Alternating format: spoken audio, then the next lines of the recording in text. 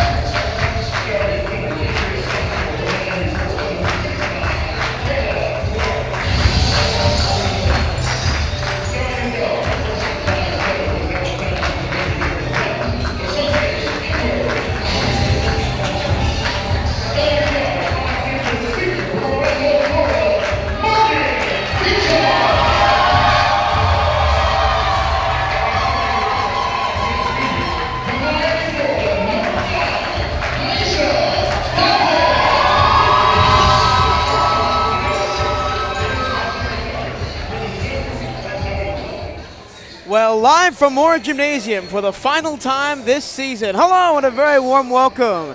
The first of two broadcasts today on the Cat Eye Network for Bethune-Cookman University basketball is on the air. My name is Michael Givello. Happy to have your company for the final time this season. Hello to Eric Davis. Eric, it's very simple for both teams today. Win and in to the SWAC tournament. Yeah, you know, this game is not only two interstate universities. It's not only a SWAC conference game. It is the rivalry for both of these wonderful universities, FAMU versus Bethune-Cookman University. It's the maroon and gold against the green and orange. You say those two colors in the state of Florida, everybody knows who you're talking about. It's Bethune-Cookman and Florida A&M. We have a tie-up immediately off the jump. And we're going to re-jump, I think. This is a kind of a weird situation. Yep. And a lot at stake in today's game for Bethune-Cookman University Wildcats, seeding in the SWAC Conference Tournament in Birmingham next week coming up. We are pretty sure that the Wildcats are in to the SWAC Tournament next week as the Rattlers get on the board first. Nice set play by Dylan Horton to Yvette to get the easy bucket on the back door. Baseline floater, good for DeShante Edwards. Yeah, it's all about seeding for Bethune-Cookman. They're going to get as high as 6th or as low as 8th. You don't want to be that 8th seed because then you would get Jackson State in the first round. But any other opponent in the SWAC, Bethune-Cookman has beaten everybody else at least once this year, as that baseline jumper by Oriomi is off the mark. Yep, and rebound to our wonderful senior, Tanisha, who's starting today's game. Taisha Dashus, the transfer from Benedict College, walked on midway through last season when the Wildcats were struggling for some depth. Stuck around, made the team on her own merit this year, has seen some limited action, but is getting the start tonight on senior day. Chanel Wilson, catch and shoot for the wing, and there's a triple. And nice setup by Beecham to recognize the swing and get it to Chanel in scoring position, and she delivers the 3. Something that the Bethune-Cookman Wildcats have not done enough of in the last couple of weeks is shoot threes effectively. Here is Subaretz. Yeah, up and good from 3 to tie the game at 5. She looked very comfortable with that shot, like she does that on purpose all the time. Good shot by the FAMU Rattlers. Yvette Subaretz is a transfer from Ball State, originally from Cardañola, España. Sí, yo comprende.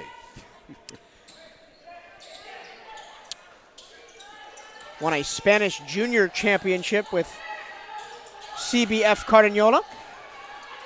Ball out of the hands of Dashus, but she recovers. Gets it back to the other senior of the day, Morgan Beecham. Beecham steps inside and finds Edwards. Trapped on the baseline. Around to Wilson. 13 to shoot. Chanel backs up. Inside, Dashus takes a turnaround jumper and gets it to go. That was nice offense by Tanisha on the feed from Beecham, who kept the ball high, turned to the basket, recognized the defense had backed off, and made the free throw area jump shot. 7-5 BCU. Last time these two teams got together was all the way back. First game of conference play on the 2nd of January. Bethune-Cookman ran away with it up in Tallahassee, 85-50 as the Wildcats turn them over and forcing a foul out of Subaretz. Yep, and nice steal that time by Kayla Clark to get a hand on the driver on the ball, strip it away, gathered up by Beecham, who drew the foul.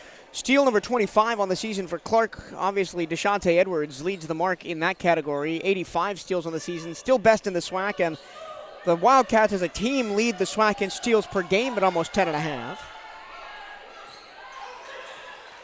FAMU playing zone today. Dashus in the corner. Somehow spinning away is Beecham. She can't hit the tough shot in traffic, but Clark gathers the miss, drives, puts it up, and fouled. Yeah, good play by Clark to gather in that miss by Beecham and get to the line for a pair of free throws. Good hustle. Wildcats playing tough on the offensive side of the ball. We've seen the offensive rebounding kind of slip away in this 5-game losing streak that the Wildcats are on at the moment. And Mike, we talked about it in the pregame. FAMU has a lot of injuries, a lot of players out there, down to 8 players dressed. So I believe that plays into some of their strategy of why they're in a zone to keep from getting fouls and keep their players on the floor. I was going to say, you're 8 players, you get 1 or 2 players fouled out, maybe in the 3rd or 4th quarter, and you're down to only 1 person on the bench, and that's a tough position to be in for a head coach. Yep. As Shalon Pillow in her 2nd season with the Rattlers is today. Wildcats show 2-2-1 press. FAMU breaks it.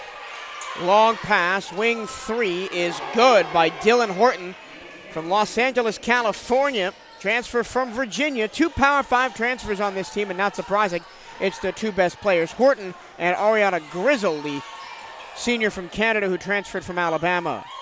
Underneath, Dashus puts it up and in, and you can see how much it means to the Wildcat bench every time Dashus scores. Yeah, and good vision by Chanel Wilson to get the cross-court pass to her wide open on the opposite side block for the easy bucket, breaking down FAMU's zone defense. Subaretz thought about taking another 3 from the wing. She's hit 1 already. Matched up against Dashus in the man-to-man defense. Nice switch by Clark onto Grizzle. Grizzle drives, and Clark forces the miss. Wilson lost the handle, but was fortunate to get it back before it went out of bounds. Yeah, we caught a break on that one. Beecham to Dashus. Wildcats just looking for soft spots in that zone. Clark maybe finds one underneath. Up and under. Yes, sir. You know, that is perfect execution of zone offense going to the short corner. Here comes our big into the middle. She gets it, and she scores. Good play, Kayla Clark. A lot of SWAC teams, especially on the women's side, love to run zone as a missed layup from Weeks is corralled by Clark. And so the Wildcats have had a lot of practice this season attacking zone defenses, especially of the 2-3 variety like we see right now. And that was just classic, the way the bigs X back and forth between high and low to find the feed, and here it comes again. Dashus unfortunately dragged her pivot foot, and she knew it too. Yeah, she was caught in no man's land on the move. Defense reacted. She had nowhere to go, forced the extra step. Good defense, FAMU, to cover that up that time from the attack by the Wildcat. Not quite at the first quarter media timeout. FAMU keeping pace for the moment. BCU up 13-8. In the corner, Subarates a 3. Back iron no good, straight to Wilson. 2-on-2 if the Wildcats want to push the tempo. Chanel does, falling away, gets the foul. Yeah, great one-on-one offense by Chanel Wilson, who's an expert at that. Gave a little in-out move, went to the right, and drew the foul to get to the line for 2. Chanel, obviously the graduate transfer from Indiana.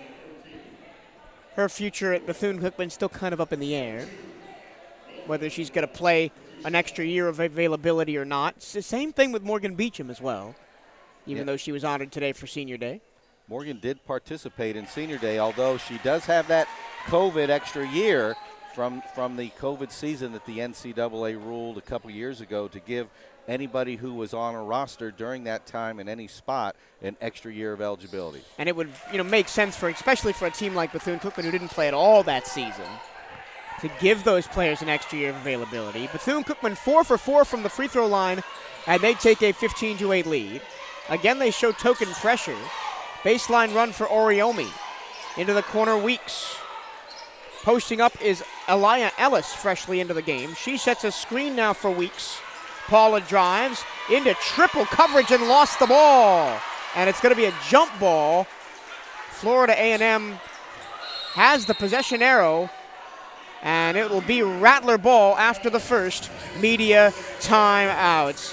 Hey, Wildcat fans, Pepsi is a proud sponsor of Bethune-Cookman University.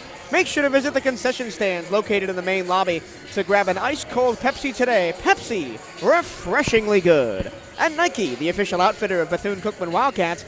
Gear up in the newest BCU Nike gear at nike.com/Bethune-Cookman Wildcats as we hit the first media timeout. Pretty open game here, Eric. Yeah, and nice defense in that last possession by FAMU, that when the ball went into Ellis on the post, who has nice size for FAMU, the defense collapsed on her, tied her up to force the jump ball, and I think the referees were discussing where the shot clock could be. Right now it's at 30, but I'm not sure that it should be at 30 if FAMU retained possession. And the possession arrow says that FAMU retains possession, so it'll be Rattler ball. Wildcats started the season, or at least the conference schedule, really, really hot. At one point, won 5 games in a row. We're sitting second in the league, and then Jackson State came to town, and the Wildcats have really never looked the same after that 77 to 52 loss to the Tigers. They've dropped 4 straight since then. Yeah, Jackson State, so big, so talented. What a group of players, and they really play well and execute. Well coached, just an outstanding SWAC representative.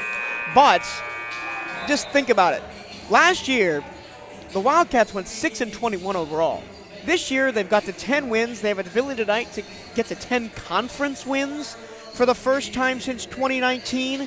And, what a leap in year 2 for Coach Chanel Creighton and the Wildcats. And it'll be BCU ball, so the possession arrow, we caught it, and it had already changed over, so that is why the clock reset to 30. It is BCU ball on that jump ball tie-up. That's because FAMU won the opening tip. Long run for Kayla Clark, and it goes off her knee and out of bounds, so Bethune-Cookman can't do anything with the extra possession. Yeah, nice press that time by FAMU, showing a 1-2-2, and they got the turnover, forced Bethune-Cookman into that turnover.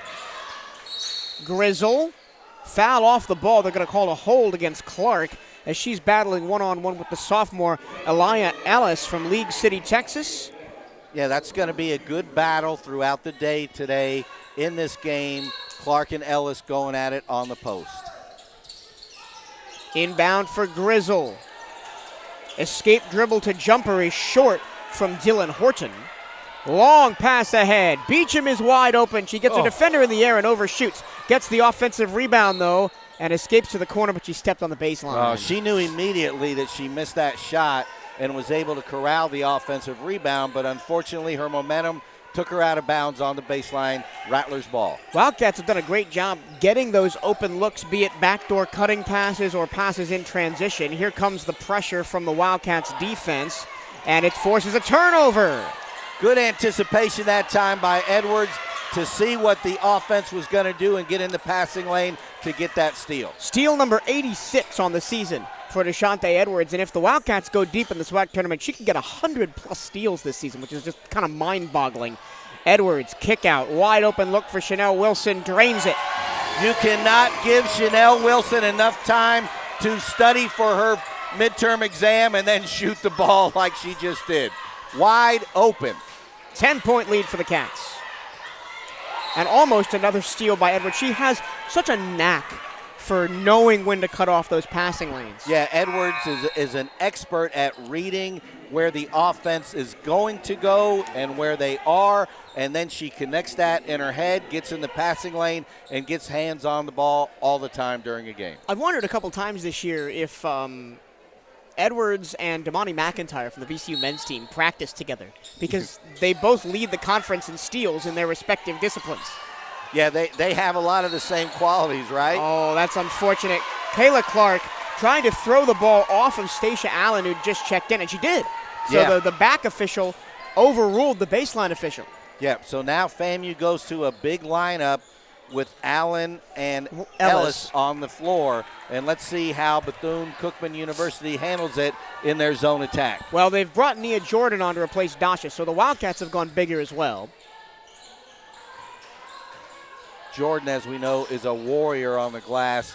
A lot of heart, fights for every loose ball and every rebound. Here is Nia Jordan, long on a baseline jumper. FAMU gets the ball after Clark taps it out of bounds. Yeah, Clark had a shot at that, but unfortunately the FAMU player had a little bit better position and it goes out of bounds off of Clark. FAMU ball. Florida A&M 33% from the floor, 3 of 9, and another turnover. Clark lost it, gets it back. Oh, tough break. If Clark could have just corralled that, we had a 2-on-0 fast break. It would have resulted in an easy layup for either Beecham or Jordan. Look at the ball movement. Wide open for 3. Morgan Beecham missed it short. Wildcats doing a good job of executing to get open looks. They just haven't been able to knock a lot of those down in the early going. Still up by 10. Whistle and a foul. And I think they're going to get it on Nia Jordan underneath. They are.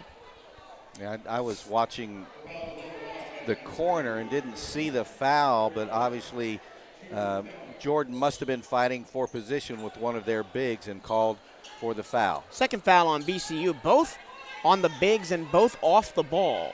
So there's a lot of grappling going on in the painted area right now. Yeah, there's a fight for the real estate in there under that basket, and there it is again, and we get the turnover. The entry pass was behind Ellis. Wildcats have had a little bit of control issues going through the, oh, wow. What a swat by Mide Oriomi, the Purdue transfer originally from Hamilton, Ontario, Canada. Yeah, Beecham did not see her right in front of her, which is really odd to say that, but that happens in basketball, and went up for the shot and did not realize the defense was right there with Beecham tries a 3, rattles it down. Comes right back, great confidence, had the previous one blocked, said, okay, you want to block the 2? I'll shoot it from 3, and here's 3 points for the Wildcats. Oriomi makes the third of the 3 Power 5 transfers for the Rattlers. It's Oriomi from Purdue, Grizzle from Alabama, and Horton from Virginia. As Weeks tries to go through traffic, coughs it up. Wilson ahead to Clark. Goes for the layup and hits it. It's 23-8. Bethune-Cookman, a 14-0 run for the Wildcats. Smart play by Chanel Wilson after getting the steal to lead Clark and throw the ball out in front of her so that she would have to hustle and gather the ball for that breakaway layup and not have to take but more than one dribble as she did. And a Wildcat turnover again. 7 turnovers for Florida A&M. Bethune-Cookman excellent at forcing turnovers. They forced 20.6 a game from their opposition. The coaching staff does a great job of teaching our Wildcat team the defense. When you pick that ball up, Mike, when you're on the offense, then the Wildcats jump into those passing lanes, and it makes it very difficult on the other teams to execute their half-court offense. Here's Kayla White, fresh into the game, goes for a little Euro step action. Her layup is too strong. Nia Jordan battling on the glass and gets fouled. Good job by Jordan to gather the white miss and get to the line for 2 free throws. Florida A&M turns the ball over 20 times per game, so right even with the how many times that the Wildcats force turnovers. Yeah, it's pacing well, statistics, pacing well. Although Florida A&M, they're only 4-3 in the SWAC this year, second to last, and haven't had a very good season. They are second in the league in steals per game. They're just behind Bethune-Cookman at 10.1, Wildcats at 10.3. Florida A&M University is a wonderful place with an amazing athletic program. And even though the FAMU Lady Rattlers are down a little bit this year, I'm certain they'll be stronger next year and the year after that and the year after that. Well, and one of my most memorable moments that has happened in this building over my 2 years broadcasting Wildcat basketball as that ball is swatted out of bounds by White was the first ever conference game for the Lady Wildcats in the SWAC last season. Florida A&M was here, and they won it on a turnaround jumper at the buzzer when it looked for all the world like Bethune-Cookman was going to win that game. Beecham got a hand on the ball, and White had her heel on the baseline. Yeah, just dribbling up, put it right on the line. She gathered the ball before it went out of bounds and then dribbled it on the out of bounds. Resets the clock to 30 because it was a possession for us. Tough luck by the Wildcats. It's been over 6 minutes without a point for Florida A&M, and it will continue as there's an offensive foul going to call the push-off against Horton. Yeah, she was just a little bit too aggressive on that foul. Mack, I think, was that who committed the foul, number 12? Did they call it on Mack? Micaiah Mack, yeah. I thought they called it on Horton. Well, Mack gets the foul. Little too aggressive on the body on the screen. One of those referee's decision calls. Swung around to Cariana Woods, who's fresh into the game.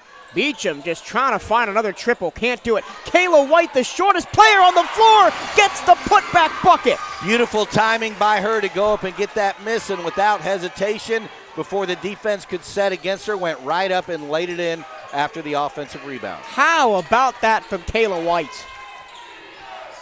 The epitome of hustle, as is the Wildcat defense right now, who hasn't allowed a Florida A&M point in almost 7 minutes. It's going to be a reach-in foul against Nia Jordan.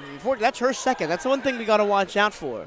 Jordan got baited into the FAMU player showed the ball, and she went for the ball. But when the player moved the ball away, it's a foul. All that was left was the arm. That's all that was left. The head, the arm, the shoulder, gobbled up by Jordan for the foul. Big push-off for Ariana Grizzle to get away from. 2 on Jordan, I think. It is 2 on Jordan. Here's Subarates. Straight on 3 from Grizzle, and Florida A&M finally breaks a 6-minute and 53-second scoring drought at the end of the first quarter. BCU on pace for triple digits at the end of 1. It's Wildcats 27, Rattlers 11 right here on the Cat Eye Network.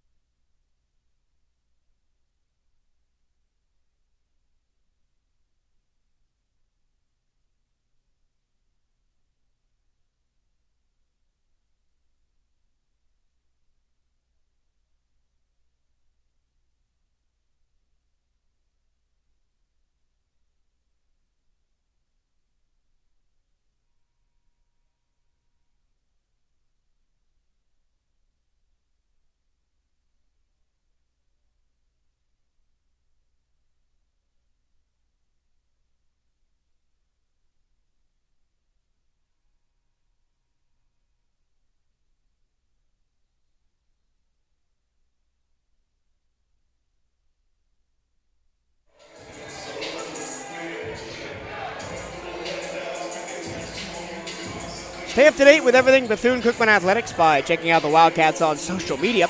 Give BCU Athletics a like on Facebook and follow the Wildcats on Twitter and Instagram at BCU_athletics. For the latest on BCU women's basketball, follow at BCU WBB on Twitter. Michael Cirillo and Eric Dennis perched high atop Moore Gymnasium, and what might be the best first quarter of the season for the Wildcats is in the books. They lead the Florida A&M Rattlers 27-11. Yeah, the last couple of home games, the Wildcats have come out slow, and number 5 Grizzle hits back-to-back threes end of the quarter and to start the second quarter. So quick 6-point swing for the Rattlers. We may have a big lead right now, and that means literally nothing. Yeah, in a rivalry game like this, right? Yep. In transition, Beecham on the baseline. FAMU sticking, no, looks like they're in the man this time. They're in a man-to-man. Change their defensive approach. Taisha Dashis, the senior, having one of her best games of her career already. Yeah, she just turned and put it right in Ellis's face for the jumper. It was good defense by Ellis, but better offense by her. And another reach-in foul underneath. That's going to be on Dashis. So all 3 of our front court players have picked up a reach-in foul off the ball. Yeah, she's fighting for real estate with Ellis, and that time she picked up the foul.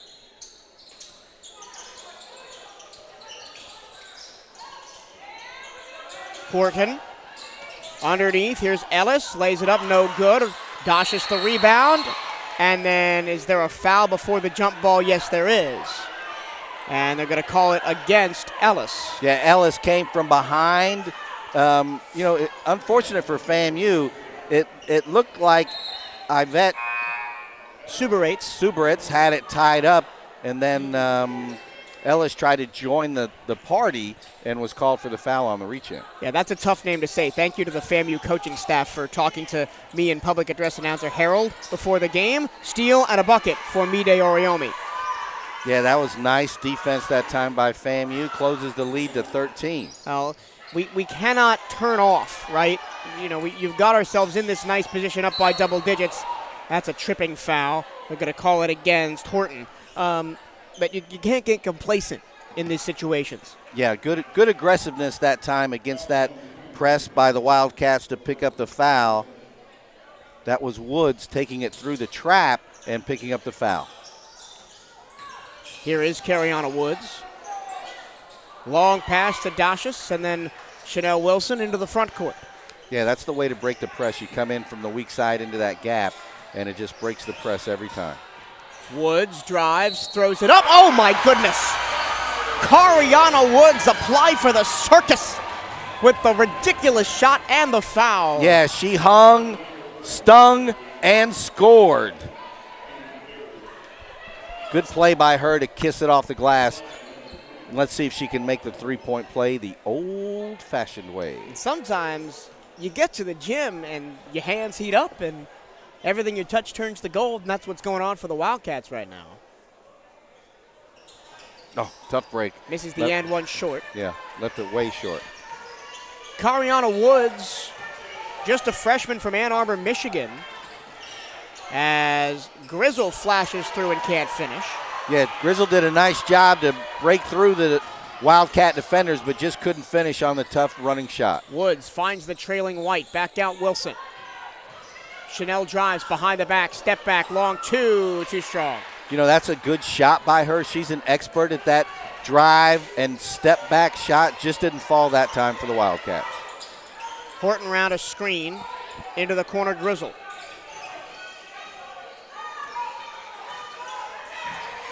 Suberitz fakes the 3 drives, mid-range jump shot good. And you've been talking about that all season long, Eric, about pulling up from 5 to 10 feet and just hitting the easy jump shots instead of driving into contact. And again, I think that's what makes all the great scorers in the NBA so dangerous. The smalls is that they do that with great skill, and they, rather than go in against all those bigs in the NBA, they just stop at the mid-range and just make those shots all day long. Interesting call. They called the charge against Dashis.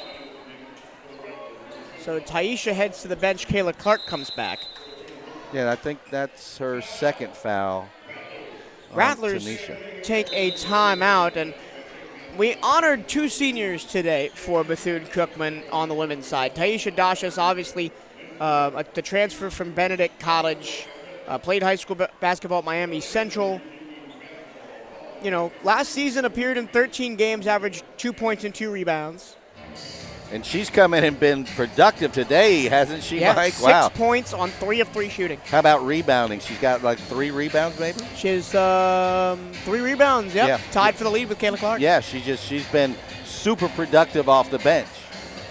And then last year, she just walked on. In the middle of last season, the Wildcats were desperate for bodies, and she made herself available and made the team on her own merit again this year, and has played off the bench a decent amount this year for the Wildcats, and we're certainly grateful that she has finished her career at Bethune-Cookman. Yeah, and it's always a basketball blessing when you can have somebody in your general student body like her walk onto your team that can play with the skills and ability and effort that she shows every day for the Wildcats. Our other senior will likely go down in BCU folklore. Morgan Beecham, 4th-year senior, played all 4 years here at Bethune-Cookman, from Orlando, a local kid, West Orange High School, 3-time member of the Orlando area All-Metro team. Averaged 10.2 points per game with 36 steals and 21 blocks last year. Won SWAC Player of the Week, 2nd team All-SWAC last year.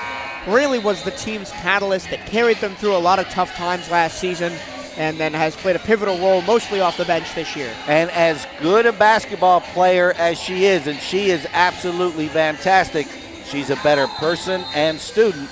And that is why she may forego her 5th COVID year and enter the workforce and put her Bethune-Cookman University degree to work for her and get into the workforce and start her career. We do have one graduate transfer, obviously Chanel Wilson, on the floor right now, and we did not honor her for senior day. We do not know what her plans are for next season.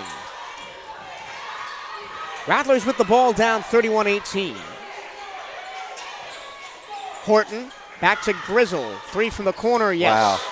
She is 3 for 3 or 4 for 4 today. She is really shooting the ball well. Maybe she's missed one. You know, Grizzle 3 for 3. She is really shooting the ball well. Chanel Wilson lost it. And tough break. They're going to call a foul push against Kayla White.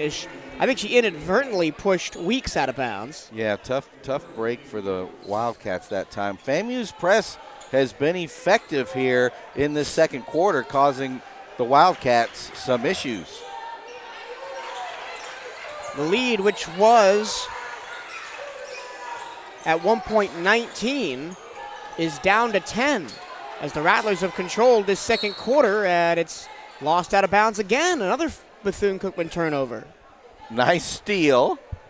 And I'm looking at the play, rewinding it in my mind. I don't know why it went out of bounds, but it did.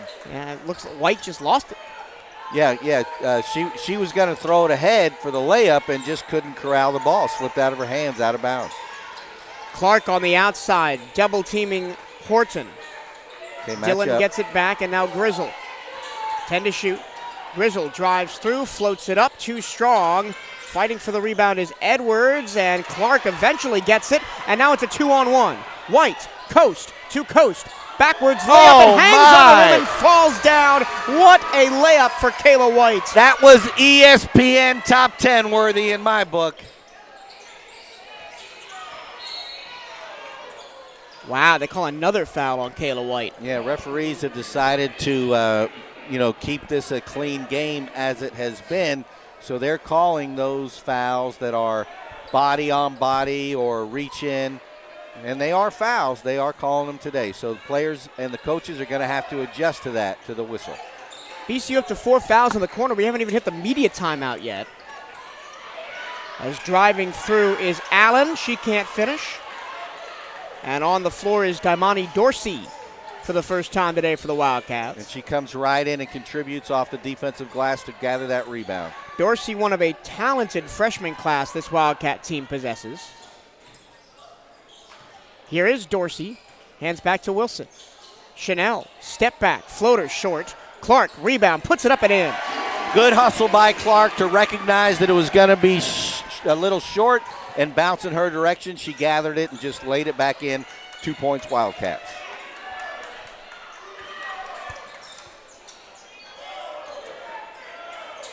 Can't let the Rattlers beat you from outside. They've been draining the threes. That time Grizzle fakes it, takes a free throw line jumper, misses it off to the right. Dorsey, a second straight rebound. Dorsey hit for the back as she went up for a floater. She'll head to the line. You know, Mike, I know you don't like when I talk about the referees, but if the referee didn't call that one, I was going to have something to say, but the referee did. We were just greeted by the wonderful Joe French of the men's team. He came up to the broadcast booth to say hello to Mike and myself, as he always does. Yeah, every time Joe comes up, always says hello, and he's such a weapon on the court, off the court, nicest guy you can imagine. We got the chance to meet his father last week.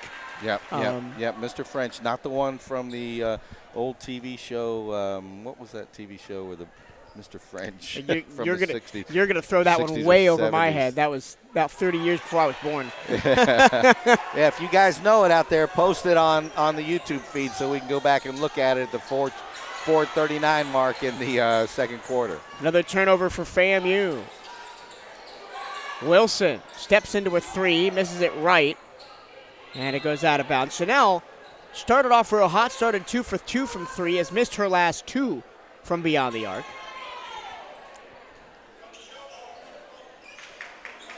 Wildcats asserting some full court pressure here. Let's see how the Rattlers handle it. They've scored the last 6 points to push their lead back to 17, 37-20.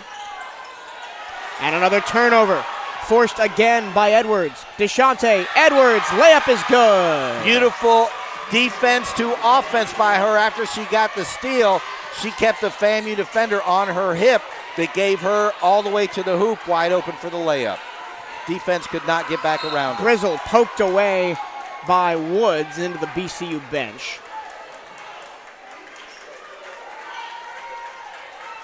The Wildcats have done a better job recently in bodying up on the three-point shooters and not allowing Grizzle, Super 8s, and Horton to just fire away from outside. So for all you IMBD watchers out there, Mr. French was in the TV show Family Affair. All right. Well, again, no idea. Guess what? It's another steal for DeShante Edwards. It's another layup for DeShante Edwards. It's deja vu all over again at Moore Gymnasium. That was a replay of the last play. She just gave us a little more excitement by letting the ball bounce on the rim a little bit that time before it rolled into two. Push shot from Weeks, no good, and falling on the ground for a third rebound in the quarter is Daimani Dorsey. Great hustle by Dorsey to get on the floor to gather that loose ball and get the Wildcats the possession. Floater, offensive foul, and that one was pretty clear. Yeah, she tried to avoid it, just didn't step around it quite far enough, created the contact, offensive foul. Wildcats have their largest lead of the game. It's 41-21. And still, surprisingly, Eric, nobody in double figures for BCU right now, and they've got 41 points. Really? Yep. That is an anomaly, isn't it? That really is. That just shows how talented, top to bottom, these Wildcats are to distribute the scoring like that. Oh, yeah, that's tough. Hands on the head of Kayla Clark as she picks up her, I believe, third foul. You know, sometimes you have to give the offense its due and back off when they have position. It's going to happen. The majority of the time, Kayla Clark plays great position. She had great position that time, but unfortunately reached around Ellis to put her at the line for free throws. Ellis, a 54% free throw shooter on the season, drains the first one. It's only the second foul on Clark. But into the game comes Kamara Langston, the 5'11 freshman from 5'11 freshman from Chicago, Illinois, the front court player of the future for Bethune-Cookman. Yeah, Langston is very skilled, very smart, plays great position defense and offense. Let's see if she can contribute right away. Wilson tried to go back door, bounced off of Ellison out. I'm excited potentially next year where we're going to have a front court of Kayla Clark, Nia Jordan, and Kamara Langston. Yeah, that's going to be impressive and should do well in the SWAC, no doubt about it.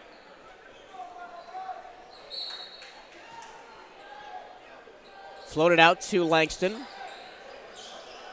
Chanel. And now Cariana Woods.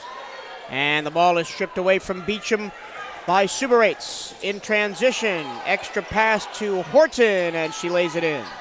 Good offense by FAMU to get the run out and get the ball to Horton, who made a nice spin move and put it off the glass for 2 points for the Rattlers. Woods wanted to go to her left, was blocked up, still got there. Catch and shoot for 3 for Chanel Wilson. Chanel looks in good rhythm today, smooth and nice setup by Woods to get the assist off the set offense, off the double screen. Corner 3, caroms off of the rim and over the backboard from Grizzle. Yeah, team rebound to the Wildcats. We're going to go on offense. Let's see what defense FAMU runs with 2 minutes and 11 seconds to go in the first half. And Chanel Wilson is the first Wildcat in double figures with 11 points. She's 3 of 4 from beyond the arc today. And when Chanel Wilson, who averages 16.6 points a game, that's good for second in the SWAC. Beecham takes an outside shot, missed it short. When Wilson gets going, there's really nobody in this conference that can score with her or defend her. Yeah, she's an amazing talent. Extra pass, Grizzle a 3, no good.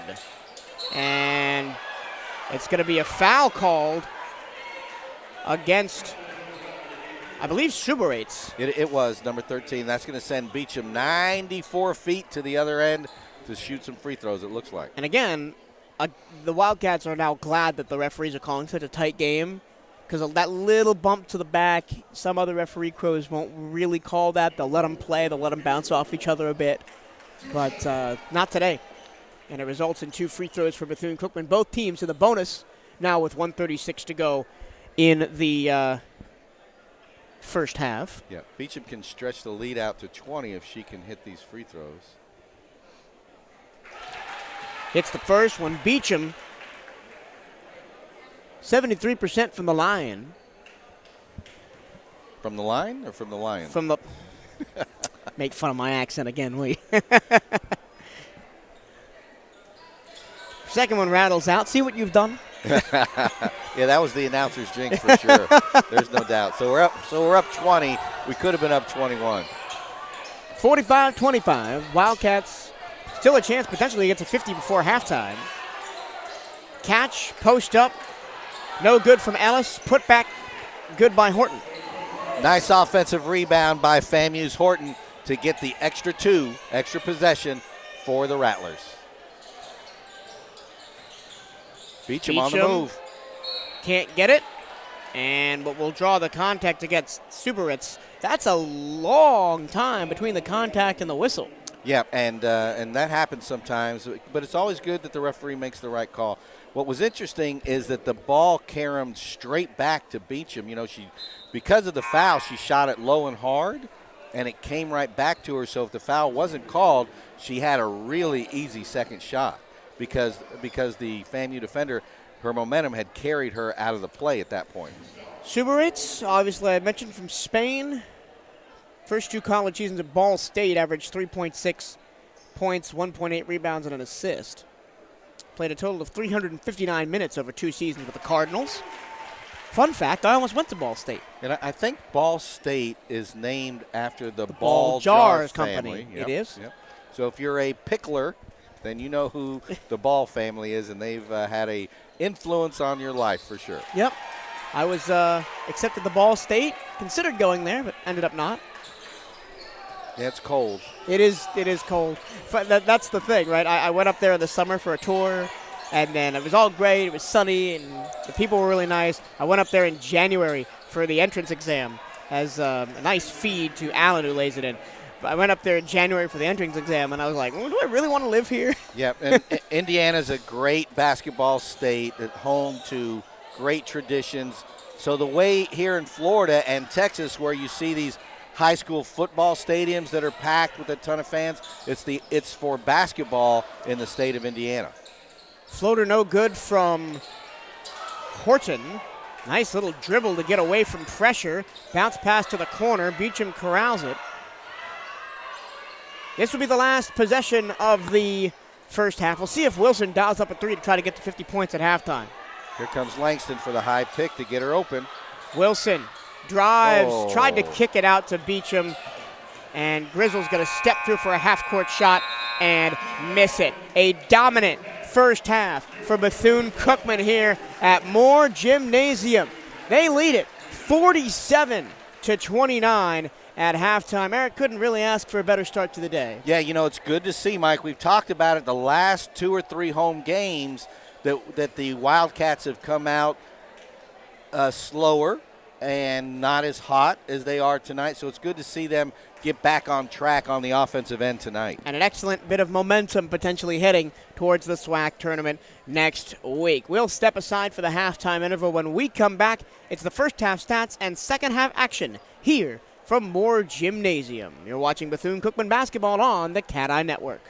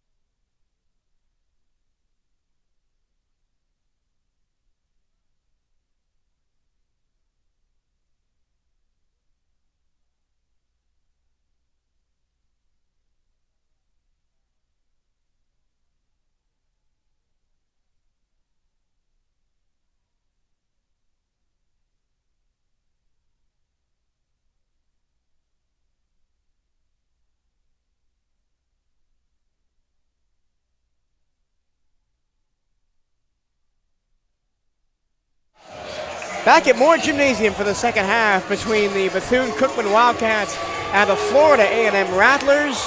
It's the Wildcats with a 47-29 lead, as FAMU actually battled back to within 10 there in the middle of the second quarter, but a strong close of the second quarter for the Wildcats gave them this big beat back. Here are the scoring totals. First for Florida A&M.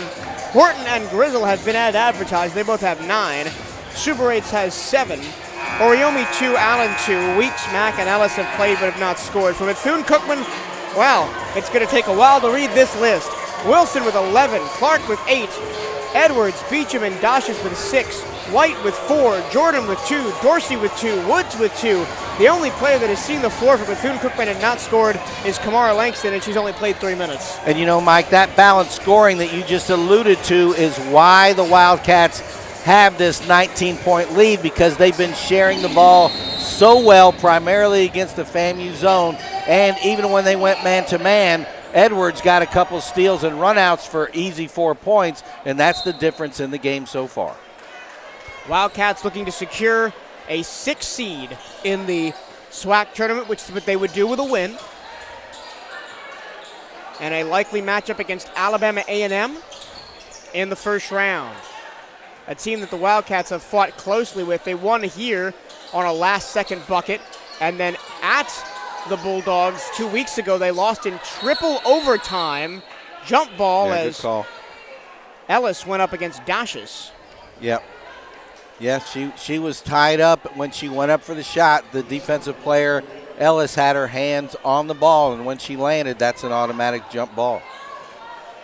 The Rattlers, who come in at 6-22, 4-13 in the SWAC, their season is over after today. They are mathematically ineligible for the SWAC tournament. The SWAC, one of the few conferences in the basketball landscape that does not take all of its members to the tournament. Yeah, only 8 of the 12 qualify for the tournament. And I like it this way. It makes the regular season mean something. It doesn't mean that the whole regular season is just for seeding. Especially today, there's going to be so many positions and seating changes as Oriomi decided by today's SWAC games. Especially on the men's side, and we'll get more into that during that game. Yeah. Oh no. Tough turnover there for Edwards. Tough handle for Oriomi. She didn't catch that ball cleanly. And then she didn't hit the shot as a result. So FAMU's come out and hit a 3, then forced the turnover, but brilliant position defense by Chanel Wilson to force the FAMU player into a miss. Almost another turnover for Bethune-Cookman. They do call the reach-in against Grizzle. Yeah, Grizzle was just determined to get that ball and didn't recognize that Beecham clearly had position between her and the ball and tried to separate Beecham from the ball. Grizzle, tied for the FAMU scoring lead at the moment with Dylan Horton. Grizzle from Toronto, Canada, and has played for the Canadian Youth International team. Yeah, she's a really good player for them. Beecham on senior day drives, kicks, Chanel Wilson wide open, and she buries it. Great penetration by Beecham to draw the defense in. Chanel rotates up to the wing from the baseline, wide open 3. Good play between those two young ladies. Fantastic shooting day for Chanel Wilson. 4 of 7, 3 of 4 from beyond the arc. A 3 from the Rattlers, and Horton falls short. Wildcats take the rebound. And stepping on the baseline was Chanel Wilson. That's a couple of times that the Rattlers in transition have forced the Wildcats to the sideline. Yeah, Coach Janelle's going to call a timeout. I agree. She's very smart to recognize that the Wildcats are a little out of rhythm offensively and defensively, so she's going to discuss that with her coaches and then bring it to the players, and they'll make the adjustments they need to make. Make sure you are representing Bethune-Cookman University Athletics to the fullest. Buy the latest BCU gear online at the Bethune-Cookman online store. Go to bcuathletics.com, then click on Shop to find the newest BCU clothing and apparel. That's bcuathletics.com and click on shop. Let's take a gander, shall we, at the current women's basketball standings in the Southwestern Athletic Conference. Jackson State, clear number 1 seed. They are 16-1. Alabama State and Alabama A&M, at the moment, both 12-5. Alabama State has the tiebreaker. So if they both win or lose today, they would stay in that order. But, of course, A&M could jump into the 2 seed with an Alabama State loss. Then in 4th, it's Prairie View A&M and Southern, both at 11-6. Arkansas, Pine Bluff, and VCU are at 9-8. VCU holds the tiebreaker over the Golden Lions. And then Alcorn State, currently the last team in, they are tied on record but have the tiebreaker over Grambling State, although a Alcorn State loss would see them drop out of the playoffs. So that 16-1 conference record by Jackson State, that's just luck, Mike. They're not very good, right? They've just gotten lucky 16 times, is that right? Somehow I doubt that. Yeah, they're a really, really good team. And looking at the standings here on Mike's laptop, you can see it's kind of 4 equally divided areas where Jackson State is in a league by their own, then 2 teams with 12-5, then 2 teams 11-6, then 2 teams 9-8, and that's where Bethune-Cookman fits in right there. And then 2 teams at 8-9, that's Alcorn and Grambling fighting for that final spot in the playoffs. Then it drops dramatically down. Florida A&M 4-13, Texas Southern, they've had an off year. Usually a pretty good basketball school, the Tigers, but both their men's and women's teams are not really great this year. And then Mississippi Valley State 0-17, unfortunately, for the Devilettes. Yeah, and some of FAMU's lack of success, we'll call it, this year, like we talked about in pregame, tons of injuries to some of their players. So they have 4 players out. They've only dressed 8 here tonight for this game. The key player out for Florida A&M is Skylar Balteaser, who currently leads the team in field goal percentage at 50.7%. Yeah, that's pretty strong. Wilson, Beecham, top of the key. That'll be a long 2, but she missed it off to the right. Good offense by the Wildcats to get Beecham the open shot. Another turnover by Florida A&M. 12 times the Rattlers have turned the ball over, but the Wildcats have given it back to them 10 times, so pretty close in that statistic, a statistic that BCU normally dominates. Yep. Bethune-Cookman did a nice job of team defense getting back. FAMU didn't recognize it, and that forced them into the turnover. Bethune-Cookman ball. Early on in this second half, BCU at the half century. Florida A&M 32. And a jump of the passing lane by Oriomi. She's got her opposite number draped all over her, and Beecham forces the missed shot in transition. You know that's 2 times that the FAMU player has stolen the ball like that, but didn't make the run-out layup because it's a tough shot. It's a tough shot. BCU cold to come out on this second half. Beecham had a wide-open 15-footer and missed it. Yeah, lead stands at 18. Neither team really scoring and clicking right now. Into the corner, 3 on Wow. the way, good. This time for Micaiah Mack. They are hitting the 3 today, Florida A&M. They are 7 of 12 from beyond the arc. That's a cool 54%. Yeah, I don't know if you could tell from on the TV at home, but that shot was up by the rafters. She was bringing down the rain with that high arcing 3-point shot. Lead back down to 15. Chanel Wilson says he'll do it herself, but Dosh just flashes across for the rebound. Back to Deshante Edwards, who throws it up no good. She's hit a couple of those tough layups in this game. Didn't get that one, though. Transition jumper from Horton. Maybe an ill-advised shot there from Dillon. Wildcats on the attack. Beecham sells the dummy pass and flies to the rim, and she'll head to the free throw line. Yeah, excellent individual offense by her in the secondary break to attack the seam of the FAMU transition defense and get in there to get the shot up and the foul to get to the line for 2. And in that situation, I think is a kind of microcosm of what Chanel Wilson brings to this team, even though she was not involved in the play. Last year, you wouldn't really see Beecham drive like that. She was kind of scared to take the ball underneath. She'd stop and pop or kick out for 3.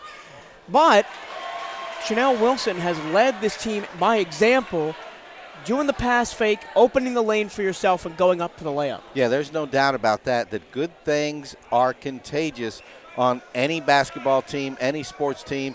And you're right, Chanel Wilson does a nice job of making that happen across the board for our Wildcats. Oh, they're going to call a foul on Nia Jordan for being too close to Paula Weeks as she tried to throw the ball in. And that's the third foul on Jordan. You know, the reason I disagree with that call is because that's a good call when the offensive player doesn't have any room to back up. But clearly there's a ton of room on the baseline where the offensive player could have backed away from that. BCU leads at 52-35. Here's a mid-range jump shot, no good. Offensive putback by Oriomi is good. Oriomi, the transfer from Purdue. Yeah, she's really playing well for the FAMU Rattlers to drive and create that offense for them. Wilson, a three. Yes, sir. Yeah. Nice shot by her. She loves that right side wing coming to her left, and she put down another three for the Wildcats. Oriomi before that was a two-time All-CAA player at Northeastern. And she just made another drive and layup there to show her offensive ability is gaining strength in this game. Beecham wanted a screen in three, but Jordan couldn't quite keep Weeks off of her. Jordan, that'll be a long two, and it's splashed home. And that was set up by Dorsey, who gave a nice foot fake, ball fake to draw the D, and set up the back pass to Jordan for the wide open long two jumper. Oriomi, the hot hand right now, dishes to Paula Weeks, goes inside into traffic, and that's going to be a third foul, I believe, on Kayla Clark. So both are bigs, Nope, right? that's a fourth foul on Nia Jordan. Correction, that's a third foul on Nia Jordan. Yeah. The board has her with one more than the stat sheet.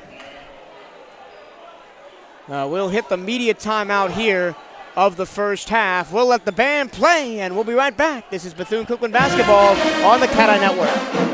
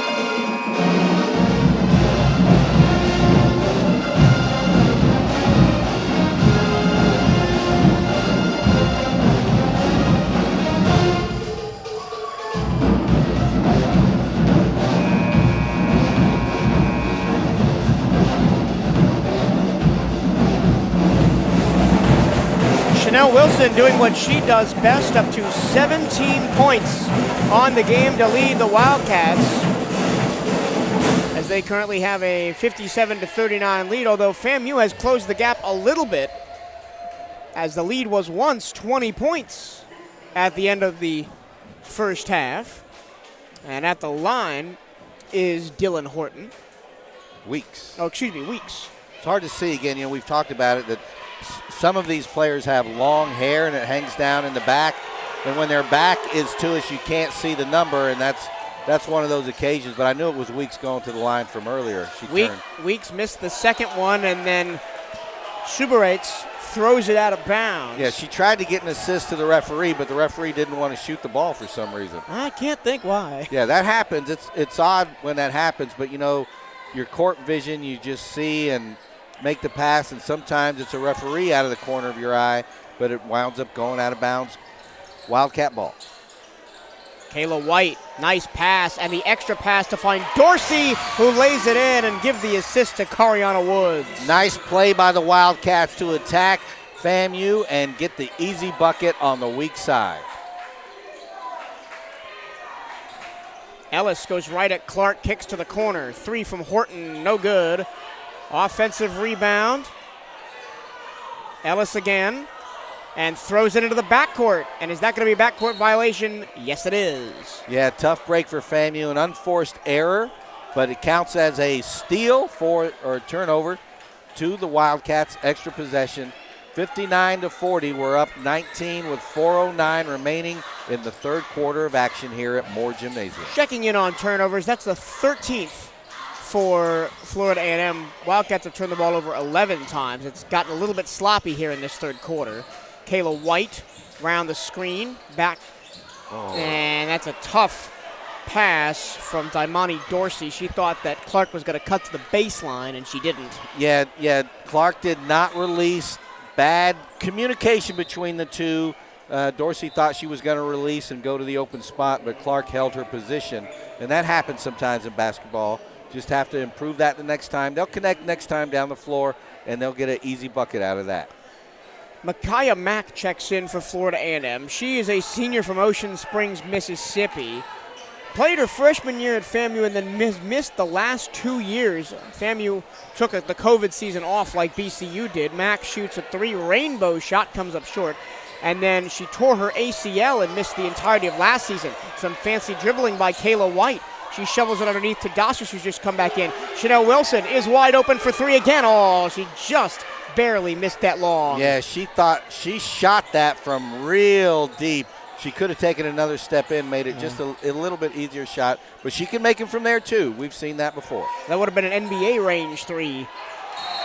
Out of bounds, BCU ball as Dylan Horton throws it off her foot. And then maybe the most interesting fact that I found out about Dylan Horton when researching for this game is she is related to track and field Olympian and Olympic medalist Carmelita Jeter. Oh, wow. And they're from Whoville, right, Horton? In that?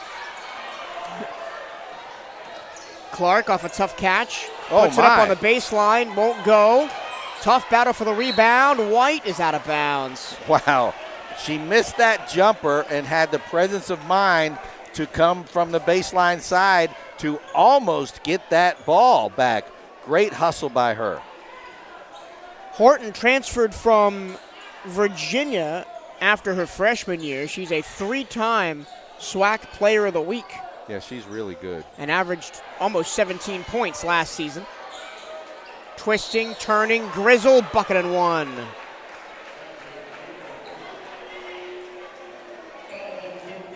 Grizzle with a nice step-through attack after she picked up her dribble. She did the old step-through move that everybody needs to practice at home if you're a basketball player, stepping through the defender to lay it off the glass, and she's at the line trying for the three-point play. Grizzle played her first 3 college seasons at Alabama. Didn't see the floor a lot, only 1.1 points and 0.3 rebounds and 0.3 assists. Then she's come to FAMU and is averaging 10.5 on 33% shooting. And crashing to the ground is Cariana Woods. That'll be a tripping foul. That's the second time we've seen a foul like that where the first time it was Edwards, this time it's Woods gets tripped up trying to go through a double team. Yeah, they're attacking through that double team, and it forced Oriama into the trip, trying to close the gap on that trap, and she was just a little bit late picking up the foul.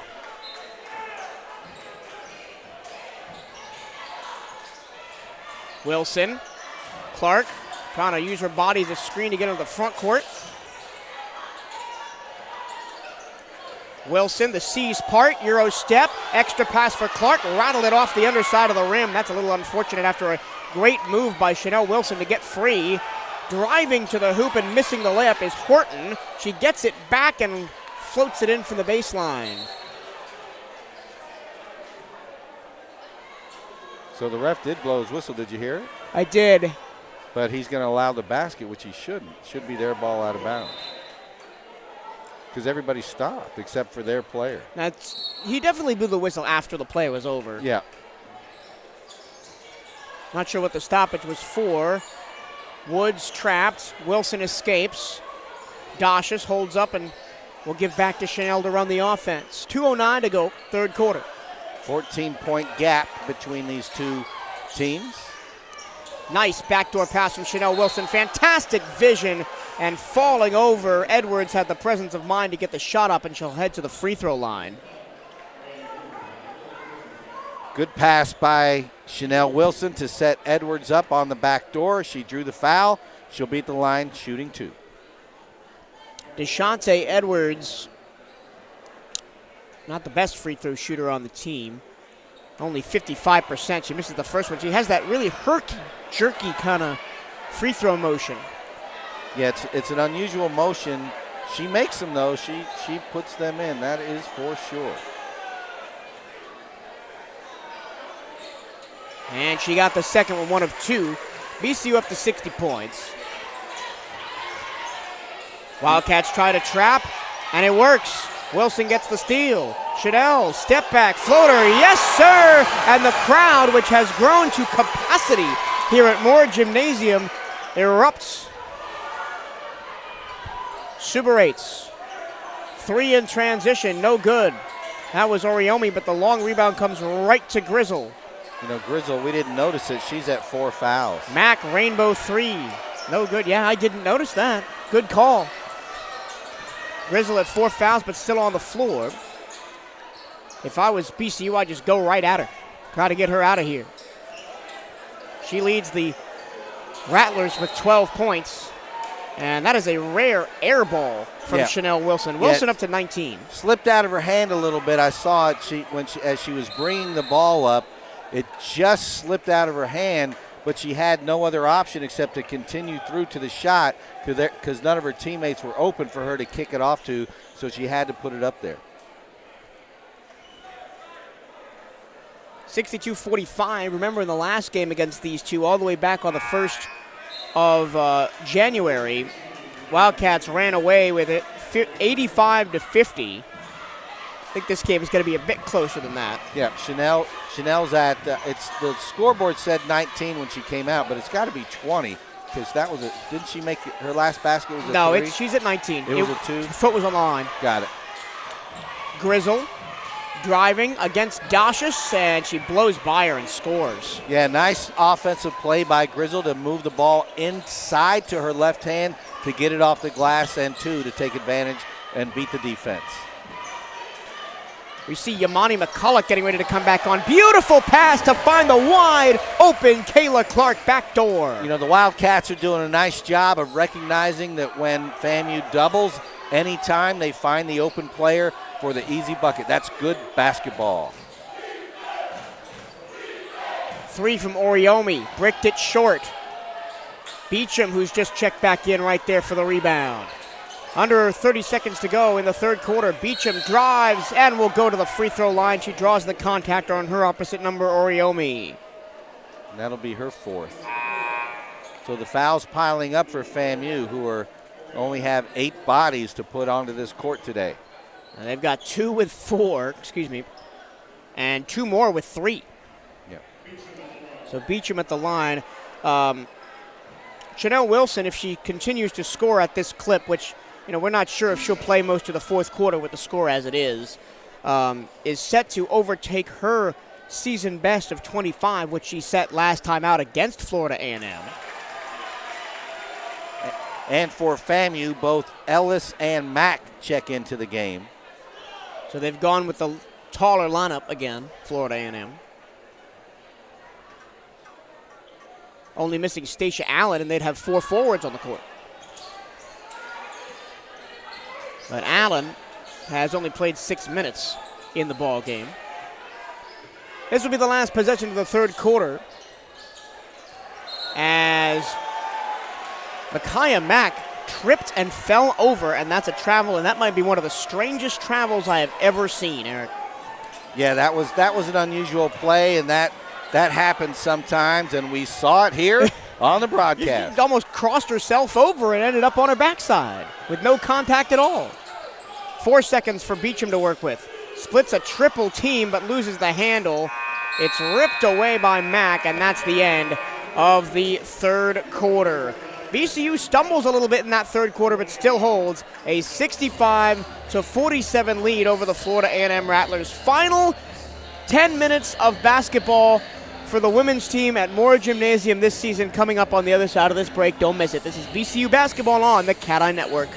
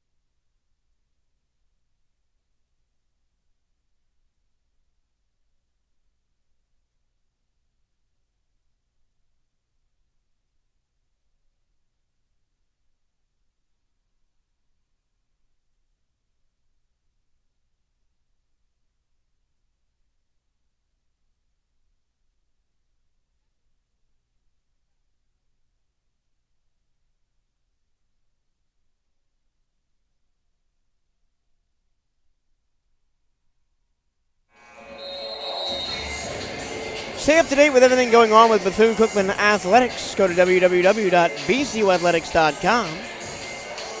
For all schedules, stories, and the latest information, visit Bethune-Cookman Athletics. That's bcuathletics.com. We head to the fourth quarter. Bethune-Cookman with a 65-47 lead by my math, which admittedly isn't all that good. That is a 18-point lead. Yep. So the Wildcats just ready to close it out, and we should see a lot of rotation of the lineup this quarter from head coach Chanel Wilson. I already see Yamani McCulloch in there.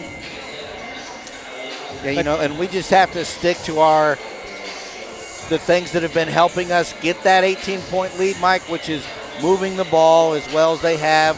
Chanel Wilson looking for her shot. She's not in the game now, but she's been making her jumpers. It's been some nice interior passing off of penetration to get Clark a couple layups.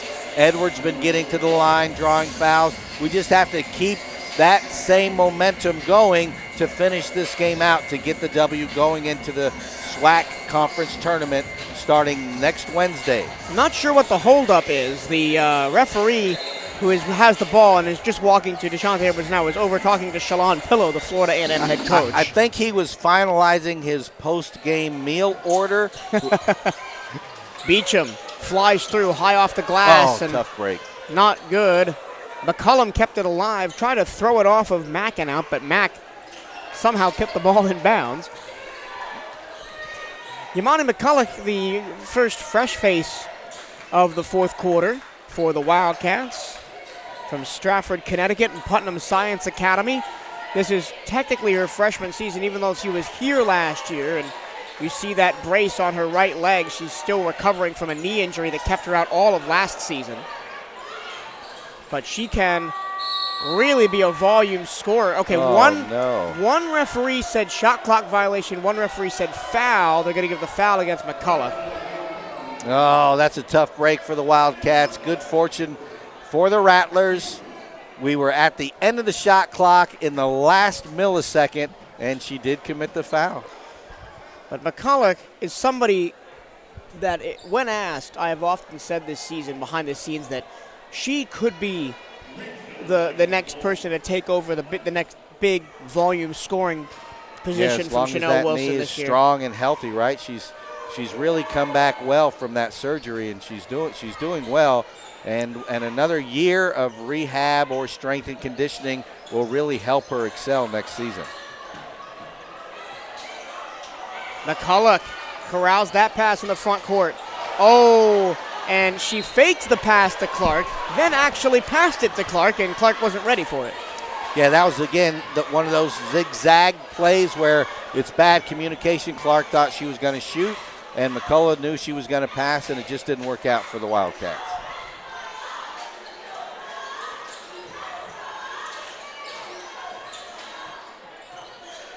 Mack, backdoor pass, posting up Weeks, and fantastic defense by Kayla Clark, and another backcourt violation by the Rattlers. You know, that play was created by the help defense of Kayla Clark, who came over after her teammate got beat on the back door, who covered up the mistake and really forced them into that bad pass. Good play by Kayla Clark.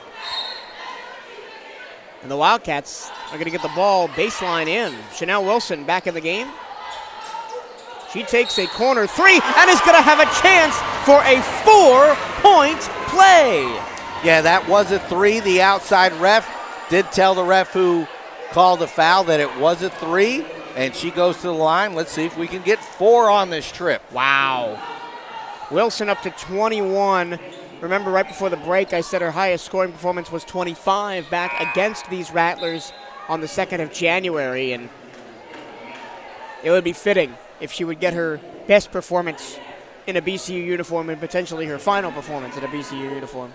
Yeah, and anytime you can get 4 at a clip, if she can make this free throw, that really helps your scoring. There's no doubt about that. Not often we have a chance at a 4-point play. I don't think we've seen very many of them at Moore Gymnasium this season. and she completes it. And it is the unicorn of basketball to get 4 in a possession. It doesn't happen very often. There's times where you can get more than that, though, as you know, Mike, where there's a technical foul or a flagrant, and you hit the 3 on a flagrant, then you come back, you hit another 3 off the possession, and you make the free throws. It could be an 8-point play. I don't think I've ever seen that. I haven't either. But it is technically possible. It is conceivable. But with the good sportsmanship of today's athletes, there's just not that many flagrant ones, flagrant 2s, Things don't break out. The SWAC does a nice job.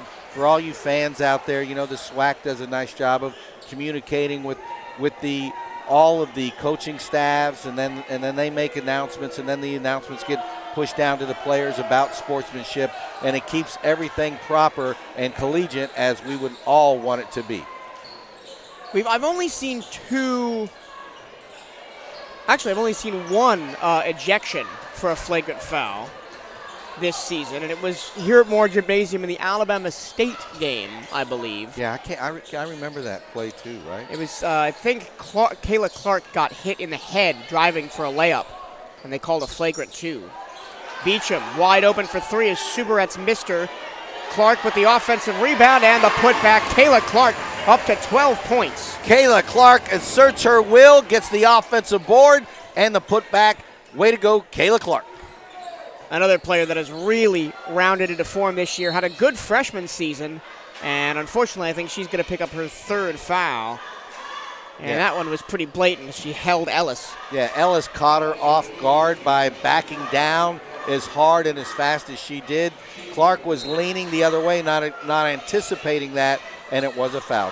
She picked up the foul. And Kayla has really developed her game on both ends of the floor this season, and she's only a sophomore.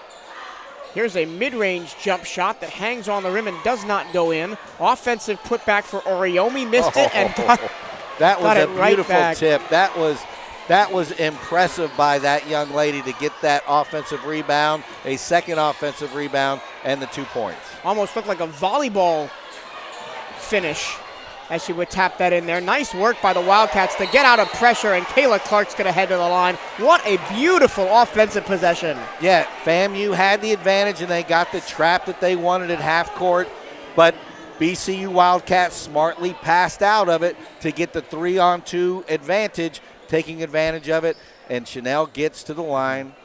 Clark is going to get to the line with the pass from Chanel for 2 free throws. And you saw assistant coach Sherry Tucker there just talking to Clark and say, maybe you could do this better, body up a little bit, maybe you can get that shot to fall next time. Gather, keep your base strong, go up strong, so that even if you get contact, you have a better, higher percentage of making the shot as you go up when you take the foul.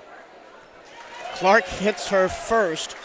Only a 48% free throw shooter. That's really the one area of Kayla Clark's game that still needs a bit of polish going into her junior season. Yeah, and she's a good shooter. Look at that form; it's good, but that time just a little strong. So the mechanics and the tools are there, and you're right. She just needs a little more practice, a little more tweaking to make it go in at a higher percentage. Grizzle long pass to Horton, who was looking for a catch and shoot, but the pass was a little too high for her. Grizzle fakes the shot, drives, kicks, and Ellis bucketed one. Yeah, Chanel Wilson got caught up in no man's land on the jump and drew the foul, and then she backed away.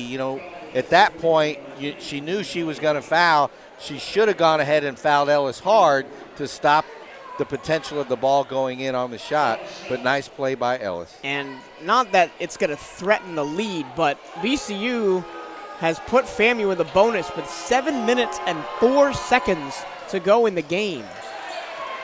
And one missed by Ellis. I thought Kayla Clark was going to pull up from about 30 feet. She almost looked like she wanted to. Wilson shoots, misses.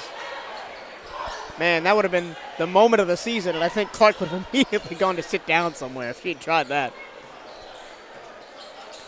FAMU hanging around, battling with all they have to get back into this game. Grizzle to Horton. Traveling violation. Excellent defense, help defense by Jordan to come over from the weak side as their player attacked the bucket to force her into a travel by running by and swiping at the ball. Heady play by Jordan. And Oriomi and Grizzle for FAMU have played this entire fourth quarter with 4 fouls and have stayed on the floor. So nice patient basketball by those two. Nia Jordan has not really factored a lot into this game. She's trying to change that, and she's going to draw the foul on Ellis. And Ellis almost looked like she caught Jordan in the chin there. Yeah, she swiped at the ball trying to knock it out of her hands, but caught a lot of body on that reach. Jordan only 4 points on 1 of 2 shooting, 2 for 2 from the line. Nia, that's a tough shot, and she gets it to go. You know, I think when she originally, right at the instant of going up, was going to give it to Clark and then decided to shoot it just in an instant, and it was a good decision by her to make that bucket. Yeah. Nia heard me. It was like, I'll show you. 3 on the way, in and out from Weeks. Foul on Alice, and she is gone. Yeah, that's her 5th foul. She's played a nice floor game, Mike. She's battled and given everything that she can give for the Rattlers in this game. Nice job by her. Well played. Good player. Good sportsmanship. Good battling with Clark. Fun to watch. And FAMU, of course, we mentioned undermanned, only dressed 8 players today. And they're missing their starting center, who is Skylar Baltesger, who at 6'2" is really the only person that could have matched Kayla Clark height-wise. There's nobody else above 6 foot tall on this Rattlers team. So for one of the very few times this season, the Wildcats have had a big advantage in the paint. Cats will keep the ball. Good presence of mind by Cariana Woods to throw it off of Grizzle. Yeah, they're really good at trapping. You know, they're very effective at that. And the Wildcats have handled it well at times and at other times not so well. Here's one of them. Let's see. Yeah, Clark, they get out of it. Nice rip away and then finding Wilson to avoid the trap. Cats looking to restore the 20-point lead. Nia Jordan got to get the ball away now. Can't move that pivot foot, thankfully. Beecham is open. Morgan driving, shooting off the glass, and it didn't touch rim at the end of the shot clock, so it's a violation. Yeah, tough break by the Wildcats that Beecham didn't hit rim on that runner. Desperation runner at the end of the shot clock. She knew the shot clock was down. Wasn't her best shooting balance right there, but she had to put it up. It's been a better performance for FAMU than the first time these two teams met. They've already put up 5 more points. Yeah, Grizzle goes right to the hoop. Correction, 7 more points than they did the last time these two teams got together. BCU scored 83 points and still trying to get to that number. Clark on the baseline. Throws it to Jordan, almost took too long. Nia Jordan, oh, that's a good shot. She just couldn't get it to rattle home. Yeah, good interior offense between Clark and Jordan to get that open shot. Just didn't fall. Rainbow 3 splash for Dylan Horton. And a timeout for head coach Janelle Creighton as they've closed to 13. They have closed to 13, the smallest lead for a long time. We're going to let the band play. We'll step aside. This is the media timeout of the fourth quarter. We'll take you to the end when we come back right here on the Cat Eye Network.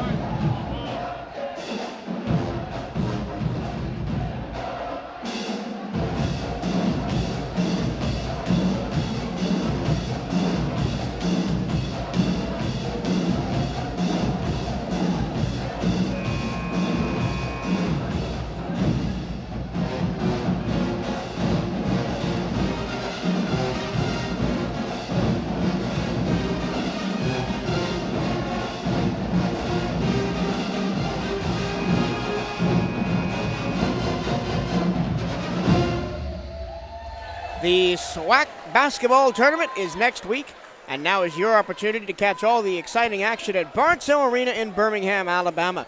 Tickets for the tournament are on sale now through the SWAC website and at the BCU box office. Don't miss your chance to support the Wildcats and see some entertaining SWAC basketball taking place March 8th through 11th at the Barnes Hill Arena in Birmingham. It's SWAC time, baby, and the Wildcats will be SWACking next week at the Southwestern Athletic Conference tournament. It all depends on what seed they will get. If they win today, they'll be the 6th seed. If FAMU comes back, it'll be somewhere between 8 and 7 for the Wildcats, depending on how other results shape up. And a big block by Oriomi on Beecham. 3 to get it up. Nia Jordan, a second block by Oriomi, and a shot clock violation. What a defensive stand by the senior from Hamilton, Ontario, Canada, Mide Oriomi. Yeah, she got Beecham in the first half, if you remember, and then Beecham came back and hit that 3. That time she got 2 blocks, and it led to a shot clock violation. Look out. FAMU could make a game of this in the next couple of minutes. Still 4:09 to go. 3 no good. Offensive board for Weeks. Put back good. And it is a 9-point game. Remember, this lead was as big as 20 points at the end of the first half. Beecham dribbles through traffic, and it is important for the Wildcats to take every second off the clock they can when they have the ball. Chanel Wilson at 22 points on the night, gives to Nia Jordan, drives, fouled by Oriomi, and that's the end for Mide. Yeah, that's her 4th. That'll help, or 5th, excuse me. I meant to say 5. I was thinking 5 when I said 4, and that I was going to say that is going to help the Wildcats to have her out of there. She's been playing a very good floor game, doing all the little things, grabbing the rebounds, setting screens, playing good team ball, swinging the ball, and this will help us close out this win if we can do that with 3 minutes and 39 seconds to go and an 11-point lead. FAMU across the media timeout has put together a nice little 7-0 run to close the gap to 11. Micaiah Mack comes in as 1, 2, 3, 4, 5, 6. Yeah, Florida A&M down to just 6 players. Oh. Grizzle, Mack, Suberitz, Weeks, Allen, and Horton. That shot just crawled out of the rim.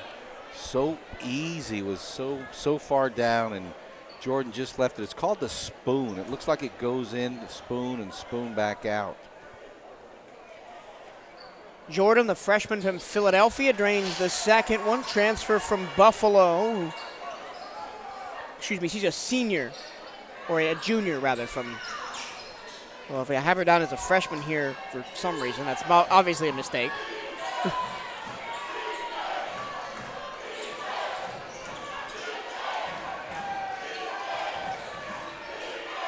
Weeks. And now Horton. Horton defended. Oh, the 2 defenders for Bethune-Cookman get crossed up. Edwards recovers. Horton drives, missed it wildly, and at the end of the shot clock, it's put up and no good by Grizzle. And a foul is going to go, I believe, against Suberitz. Yeah, FAMU has no choice but to turn this into a free throw contest. How many on her? Suberitz, that is her 3rd. Yeah, so they don't have many players to continue to foul to put Bethune-Cookman on the line, hoping they miss so that they can narrow the point gap. So it's an interesting chess move here by FAMU. And with 3 minutes to go, they've started to foul as well as Damani Dorsey replaces Nia Jordan.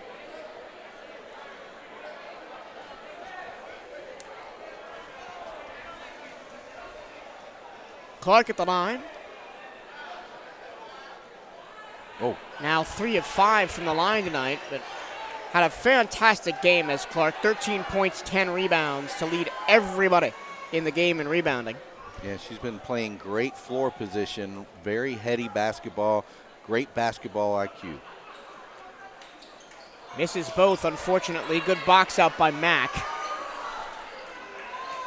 The lead stands at just 12. Bethune-Cookman in the bonus. And they're going to get a blocking foul against Beecham, and that puts Florida A&M in the bonus, and there's going to be a lot of free throws coming up over the next couple of minutes. So there's an old-time proposal, and of course it's kind of a joke, but it was a proposal where some coach suggested that you don't shoot free throws during the game. You save them all up, and at the end of the game, let's say the score was 65-60. Each team, if one team should have shot, 10 one-and-ones, and the other team 5 one-and-ones, they shoot them in a row at the end of the game to find out who wins. I don't like that. No, and it was a joke, but the coach was sort of serious about that. FAMU's closed it to 10. 10-point game, closest it's been in a long time since the first quarter. Nice passing to get away from the trap. And to the line goes Deshante Edwards. And it's going to be on Mack, her third. Now, the name of it temporarily escapes me. It's the Elam ending. What are your thoughts on the Elam ending? I'm not sure what I know what you're referring to. So it is a different way of ending a basketball game that the basketball tournament, the big $1 million anyone can enter tournament uses. So what happens when time runs out? They set a target score that is 10 points higher than the team that is leading the game. It's a fascinating concept, and it goes against all basketball traditions, but it gives somebody a chance to win a game where they normally would have lost. Super 8's blocked. I believe that was Wilson that got a hand in there. Yeah, she came over and gave good help. Beecham with the rebound. Here come the Wildcats with 2:23 to go.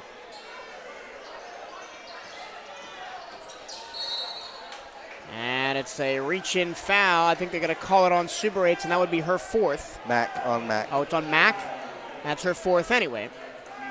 Yeah, they've got a lot of foul issues. FAMU calls timeout. They got to talk about this last 2 minutes and 18. We'll check the foul situation after this note from Pepsi. Hey, Wildcat fans, Pepsi is a proud supporter of Bethune-Cookman University. Make sure to visit the concession stands located in the main lobby or grab an ice cold Pepsi today. Pepsi, refreshingly good, or your own fridge if you're further afield. And Nike, the official outfitter of the Bethune-Cookman Wildcats. Gear up on the Lewis VCU Nike gear at nike.com/Bethune-Cookman Wildcats. Let's check out the foul situation now for Florida A&M. They've already have 2 players out of the game with 5 fouls. Oriomi out and Ellis out. Grizzle, who has played almost the entire second half with 4 fouls. It's been pretty incredible not to pick up a 5th one. Mack has 4, Super 8s has 3, Weeks 1, Horton 2, Allen 0. Yeah, and you read off our great sponsors, Nike and Pepsi. I'd also like to tell you this game is being brought to you by Walgreens Cold and Flu Medicine, because I'm a little under the weather, so you can probably hear it in my voice. If you ever get sick, from personal experience, that Walgreens Cold and Flu brand does a great job if you're a little under the weather. Officially not a sponsor of Bethune-Cookman Not a sponsor, but a sponsor of my throat today. The Wildcats continue to be a little bit suspect from the free throw line today. Just 20 of 29. Yeah, Edwards just made 2 in a row. Now her last 4, 3 of 4. But under 70% from the line. Florida A&M 83% from the free throw line. And that stretches the lead back out to 13 with just over 2 minutes. Good defense by the Wildcats to make them run clock down to 15. And they're going to call a reach-in on Dorsey. And that's what you don't want, is to give FAMU a chance to score points with the clock stopped. Yep. Checking in on the Bethune-Cookman foul situation, nobody has more than 3. Nia Jordan has that 3. Actually, Kayla Clark also has 3. Wilson has 2. Dashus has 2. White, Woods, and Beecham, and McCulloch, and Dorsey all have 1. So not really a danger of anybody fouling out of the ball game.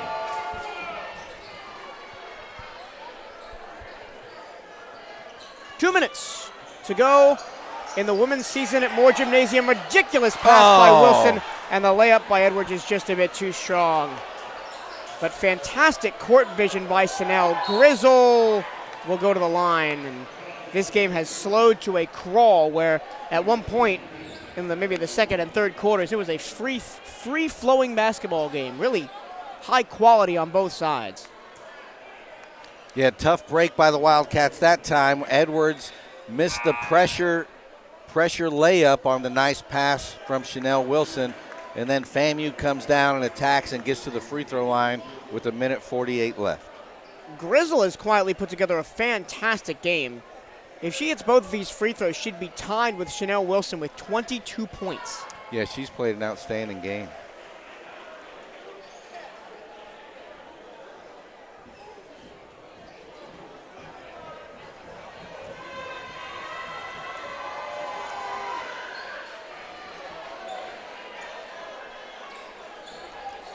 Ten-point game. FAMU traps. Wilson to Woods.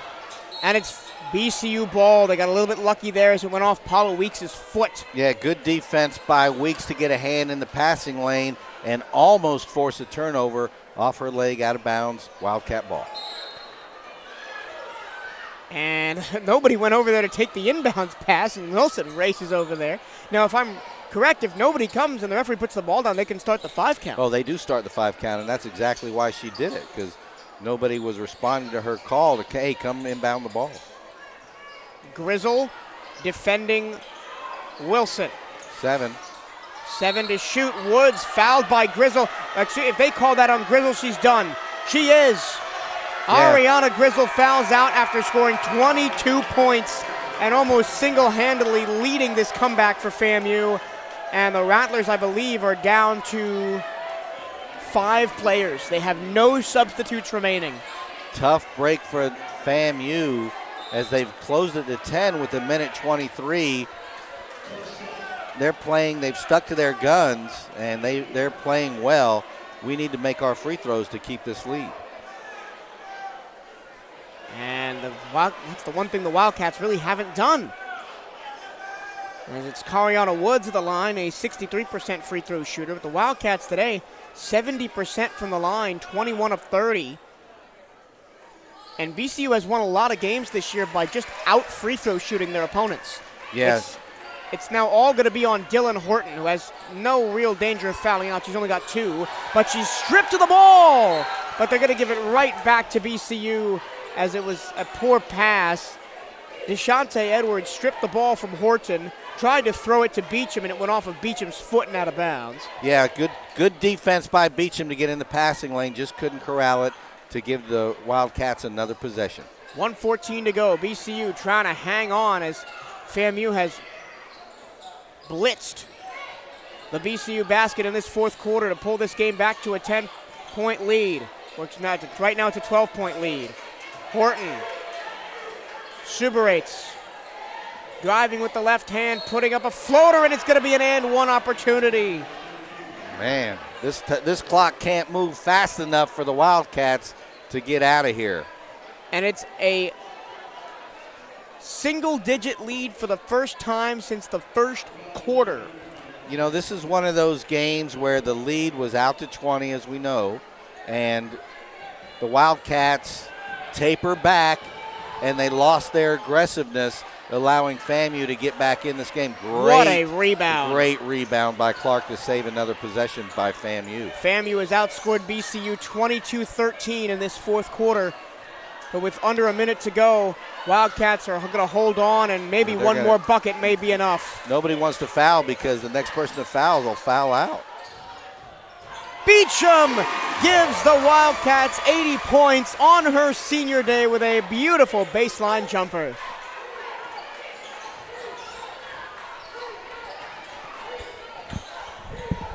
All right, Eric has to run, so I'll close the game out by myself. 20 seconds to go.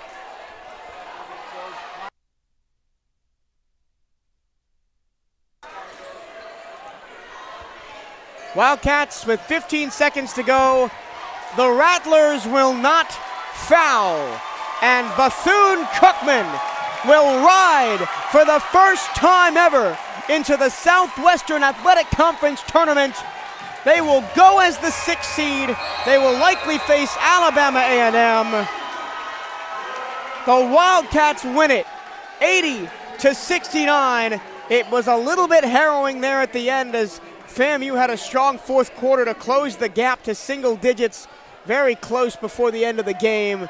But the Wildcats hold on strong, and BCU wins it. They do the double over their rivals from Tallahassee. Here are your final scoring totals for today's game. First for Florida A&M. Grizzle, fantastic, 22 points on 6 of 13 shooting, 3 of 5 from beyond the arc, 7 of 7 from the free throw line, but she fouled out. Horton, 14 points on 5 of 12 shooting, 2 of 6 from 3. Schuberites, 11 points. Oriomi, 11 points and fouled out. Weeks, 4. Mack, 3. Allen, 2. Ellis, 2. And fouled out. Now, I'm going to read you this Bethune-Cookman scoring lineup, and it's going to read like I have to go to the grocery store and the refrigerator is empty. Wilson, 22 points on 7 of 14 shooting, 5 of 10 from beyond the arc. Clark with 13, Beecham with 11 on her senior day, Edwards with 10, Jordan with 7, Dashis with 6 on her senior day, 3 of 3 from the floor, all in the first half. She played well in the 16 minutes she was on the floor. Kayla White had 4, Dorsey had 4, Woods had 3, McCulloch and Langston played but did not score. Once again, your final score, Bethune-Cookman 80, Florida A&M 69. The Wildcats are off to the SWAC tournament, and we will step aside. In half an hour, we will have the men's game between Bethune-Cookman and Florida A&M. Everything on the line, but right now we're going to keep it right here, I believe, for the senior day ceremonies for the men's basketball team. For Eric Dennis, my name is Michael Turillo. Thank you for watching the women's game, and we'll be right back in half an hour for the men's game right here at Bethune-Cookman University. But for right now, enjoy the men's senior day ceremony.